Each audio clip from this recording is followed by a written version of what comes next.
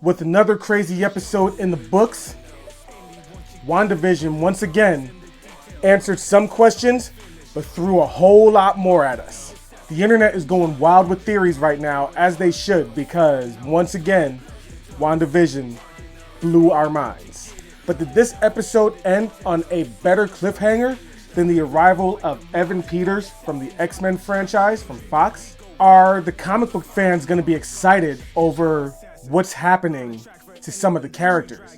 Yo, is Agnes really Agatha Harkness? And what the hell is up with Vision? A lot of questions. Let's talk about it.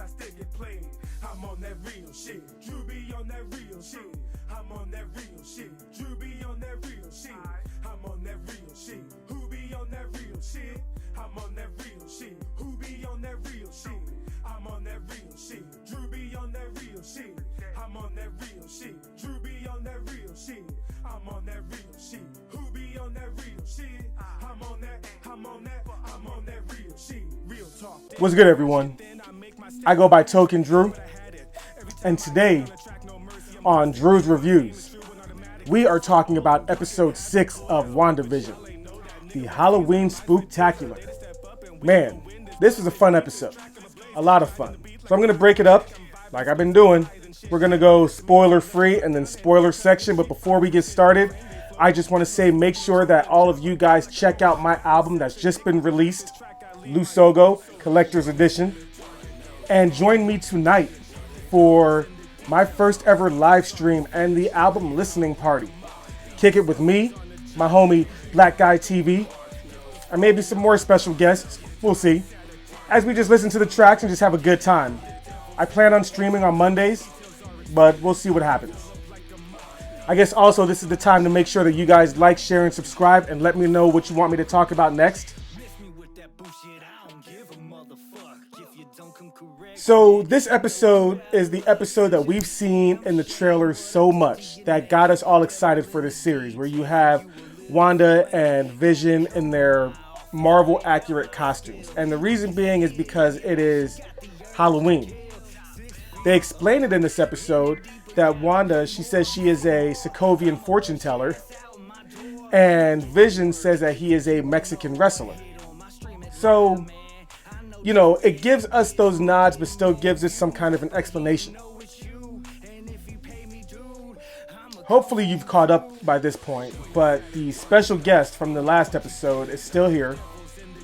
And the thoughts that he was not who he says he is are definitely thrown out the window a bit, because he is showing that he has the same powers and a lot of the same memories. He just has a different face. I can roll with it.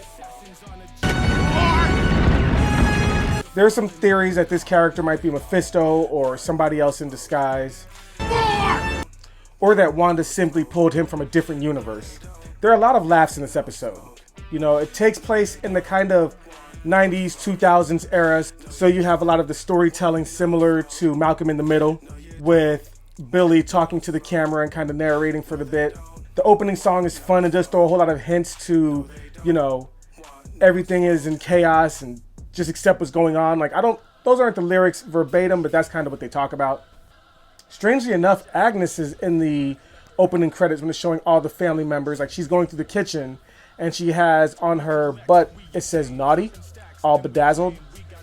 More throwing her in our face, but I don't know. I kind of feel like Marvel is smart as hell, and they know that we are out here theorizing even when they recorded this and done this a while ago. So I'm starting to think that maybe she's not who we think she is, or even if she is, she's just that character in name, and it doesn't matter, because we are over here smarking every week about this. You know, if we read the comics, hell, I actually read Decimation and then House of M again, and whew, man, that's a powerful story. God damn, that's so powerful. I got to get the WandaVision one next to read that, but so I think she's kind of a misdirect, but you know, we'll see. We all have our theories. A lot of cool, creepy shit happens in this episode. Pretty much, Vision is suspect of Wanda, and I like how their relationship is getting a bit more realistic. You know, I love the portrayals that they're showing, like how the parents in Malcolm in the Middle did bicker a bit. they are butting heads. And now Vision seems to be getting more willpower. So like when Wanda says lines like, "Oh no, you're not supposed to do," Vision's like, "What?" And you know, that's interesting. That's really, really interesting. Though I kind of think Wanda was kind of loosening her control on him, and she's probably gonna get it back hardcore, because we see in the later trailers when they show like the big splash of everything that's about to happen, and Vision says, "We have to protect our home," or whatever, and they're, you know, on the same side. So she must have him under a stronger control, or convinced, or something like that. I don't know. At least in those trailers, we'll see that over the next 3 weeks. It's almost done. Oh, this is getting crazy. Billy and Tommy were great. Pietro was great. They have a great chemistry going on, and it was a lot of fun, a lot of cool callbacks, and it was just a really fun flow. You know, there was a theory that Hayward was somebody, but I think Hayward is just a guy, you know. So throughout this episode, when it flashes back to the real world, you see Hayward, he's a dick. But he's a dick that had to survive in a world that had to get snapped away and half your population gone. He had to live through that. So you can kind of understand why he's a dick, why he has these feelings against metahumans.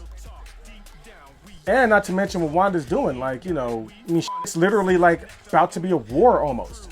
You can't just threaten military folk or sword whatever actual jurisdiction they have in this universe. I know in the comics they were just another secret branch of the military, so, or not the secret branch of the government, which means they had jurisdiction. So I mean, you're declaring war, you know.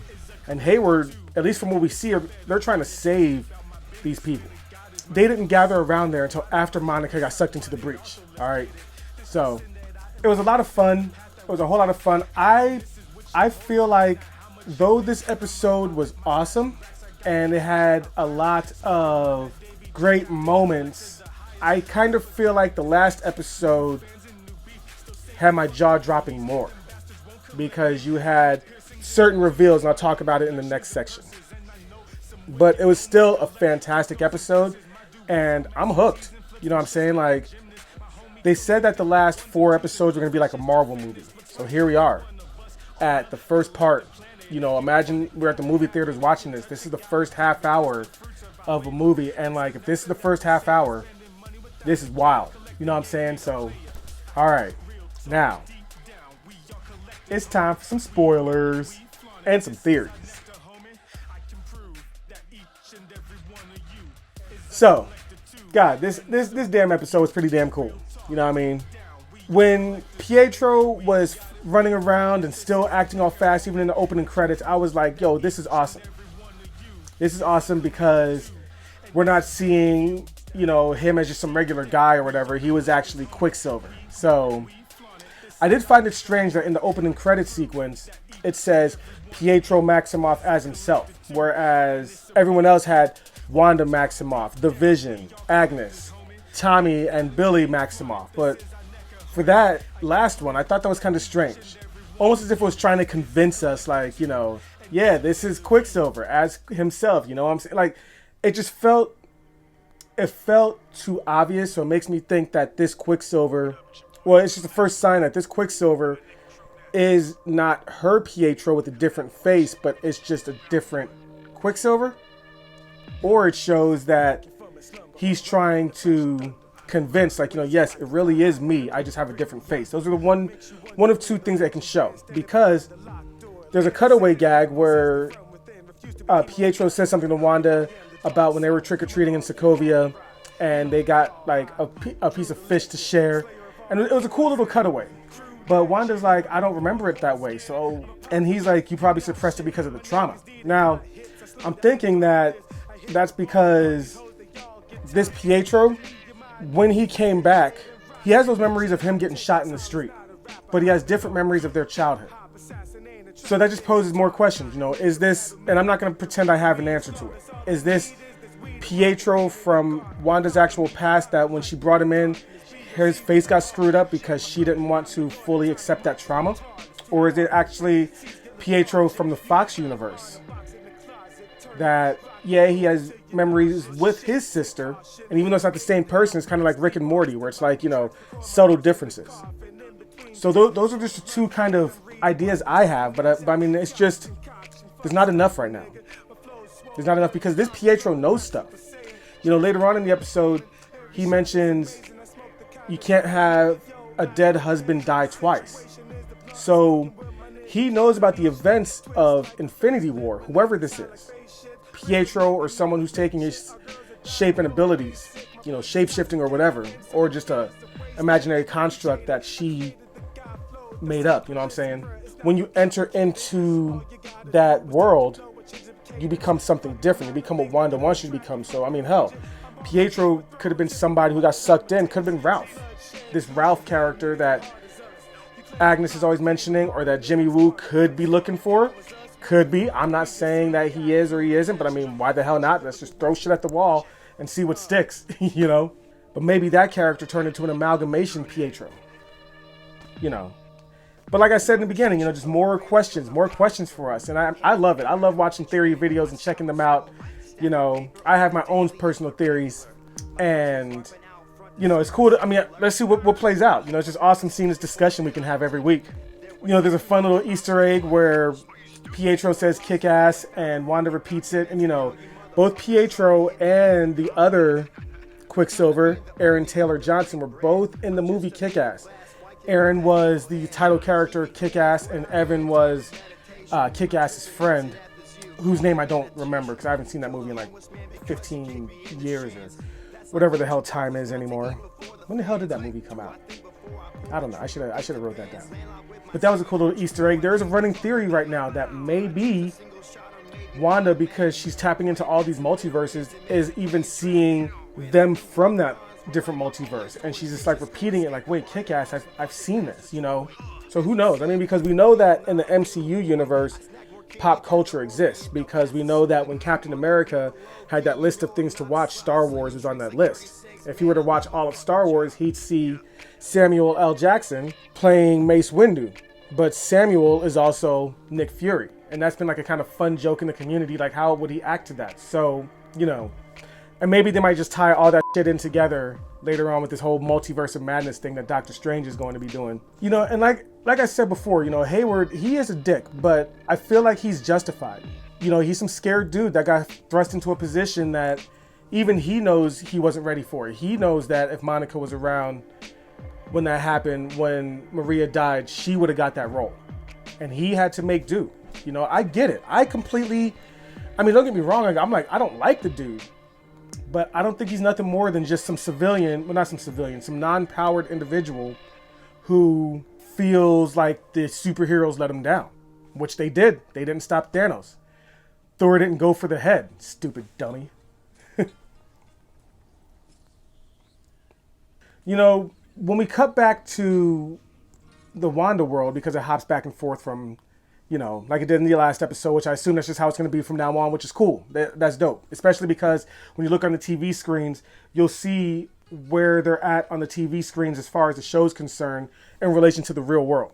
But when we hop back to the show, they're doing a trick-or-treating thing, and Pietro uses his super speed to cause mischief with Billy and Tommy, who are dressed in their comic accurate stuff. So that's so awesome. And check out my video on the powers of Wiccan, Speed, and hell. We'll even talk about Monica here in a minute because, they are super duper duper strong, son. Holy shit. So Wanda and Herb are having a conversation where Herb is like comically saying, oh, what do you mean the pumpkins are smashed? And then you see a blur of Pietro and the boys smashing pumpkins. Oh, what do you mean that everyone's candy's gone? And you see the blur of them grabbing candy. Just typical comic. But he mentions that Vision is not doing the neighborhood watch thing because earlier in the episode, Vision says that's what he's going to go do is the neighborhood watch instead of going trick-or-treating with them, and that causes their first kind of scuffle. And when Wanda looks kind of concerned, like, wait, what do you mean he's not out with you? Herb is like, is there anything you need me to do? Is there something you need changed? Herb knows something, bruh. Herb knows something, and Agnes knows something we can tell from the last episode, and that's why they were discussing 2 episodes ago, all like, oh, well, we're all, I think they're all trapped. They're not dead, but they are all trapped. And I think that if Agnes is short for Agatha Harkness, then Herb might be short for Herbert Wyndham, who is the high evolutionary which means that they were trying to do some shit with Wanda and got trapped in the world with them. So they still know what's going on. Looking closely at Agnes's little brooch, is that how you say it, brooch? I've never said that word out loud. That's such a weird ass word. But at her pendant around her neck, you see 3 figures. People thought that was something to do with Mephisto, but what if that's Wanda, Agnes, and Herb? Meh, just a theory. Throw that shit to the wall. And it's commercial time. So throughout this whole commercial, I was looking so hard like, all right, is this theory about the stones correct? Are we going to see something with the Soul Stone or the Power Stone? And you're going to have to do a Stretch Armstrong reach with this one if you want to try and find a stone, because this whole commercial is in claymation about some kid on a beach, and he has orange hair, orange like the Soul Stone, and he's trying to open up this can of yogurt, but he can't, and time is going by, and eventually he turns into bones. Maybe something else with the Soul Stone. Or it's symbolizing what's happening in this episode, that people are portrayed as alive, such as Vision and Quicksilver, but when in reality, at least in the reality that Wanda knows, they are actually dead. Meh? You see that Throw it to the... So, I really don't 100% feel like this is related to a stone. We still have 3 more episodes left to make this theory correct. And I'm pretty sure the last episode, which will be that one, is going to be just an all-out battle, and I don't know. I personally think that Doctor Strange is going to pop up, and I actually have a theory, after a good discussion with my best friend, Cryptic T, that Doctor Strange is going to start showing up on a lot of these Marvel things because he's going to start linking together for this multiverse of madness that Wanda is going to create. But I digress. We still have 2 more episodes to see if a stone reference pops up. Unless this was a Soul Stone reference. I don't know. I don't feel 100% about that, but the other ones were so clear cut, it could be. It could be. Because the only way people got the Soul Stone was through some sort of death. And we did see this claymation character turn into bones. So you can equate the Soul Stone to death. Plus, I mean, it's the Soul Stone. Like, what's it going to be equated to? Rainbows and backflips? Or, you know, unicorns and... I don't know, 3-legged dogs? Like, I don't know, man. No, come on. So then Tommy unlocks his powers of super speed while they're trick-or-treating. So I was just like hyped about that because, you know, you can introduce a character by name, but to start throwing their powers, man. Because I was like, oh shit, if Tommy has his powers, Billy's about to get his powers. And Billy is a reality warper. And Billy is strong as... If you guys haven't seen it yet, I did a video explaining all their powers, and I learned some things myself when I was researching it. Billy is stupid strong. And yes, Billy does get his powers a little bit later when he stops Tommy using telekinesis and can use his mental powers to hear what's happening outside of the wall and see what's happening. Before that even happens, where we see Billy start to unlock his powers, we have another view outside. And here, Monica's talking about getting back in because they were ejected from the initial meeting with Hayward, and then Jimmy Woo and Monica beat up the bad guy, or not the bad guys, beat up the 3 soldiers escorting them and took their garb to go back in. Which Jimmy Woo has a crazy history too, and if you want it, I'm gonna do a video on him. I'm gonna do a video on him anyway, but hopefully you want it because it's coming. It's coming. So Monica's talking about going back inside, and Darcy's saying, no, you can't. You've already been exposed to the breach twice. Because Darcy's saying, you know, it's starting to warp she shows her readings, and her molecular structure is getting changed. That's pretty much the sign of her turning into the character Photon, who is another immensely overpowered, immortal character. You go, girl. You go. But I was like, no, there's no way she went in twice. But then I realized, wait, no, she did go through the field twice. She went in once by getting sucked in and then got blasted out, covered in Wanda's power. So she did breach it twice. When we cut back to Wanda's world, we have Pietro and Wanda having a discussion. And Pietro's trying to get answers. He's like, you know, how'd you do it? How'd you make all these kids pop up all of a sudden? There were no kids before. And, you know, he's calling out some things like, you know, it makes sense. You had them sleeping and have them only come out for these holiday episodes. But Petro also reveals that he knows he's in some kind of a sitcom because he even says, you know, I'm just here fulfilling my role. You know, obnoxious brother to be a pain in your side role. So a lot of weird shit happening. Vision throughout this whole episode. We haven't even talked about him. What he's been doing is he's trying to get answers to this Maximoff anomaly, what that meant from the previous episode, that email that everybody was all creepily Doctor Who like reading. God, that was such a cool scene. He sees everybody is starting to slow down the further from Wanda he goes, and we see the closer to the breach that he's getting to. All the residents are slowing down to like barely moving or glitching, and then finally he gets to a cul-de-sac where they're all frozen. He turns into his actual, you know, Vision form with, you know, the cape and everything, and flies around to see what's happening, and finds Agnes in a car. And he uses his head memory unlock ability, and she's like, oh my God, you're Vision, are you here to help us? You're one of the Avengers. And Vision's like, yes, I'm here to help you, but what's an Avenger? And Agnes starts freaking out like, wait, why don't you know what the Avengers are? Oh my God, am I dead? And as we've seen in that trailer, he's like, no, why would you think that? And she replies, because you are. And then she starts laughing crazily after she starts repeating dead over and over and over again to him. He then taps her head to get her to stop and says he's going to fix everything, and she goes back to her old overly happy neighbor persona. And I kind of feel like that was a misdirect a little bit with her and that persona. I think, like I said, her and Herb were trying to manipulate Wanda or coax her into doing this and got stuck.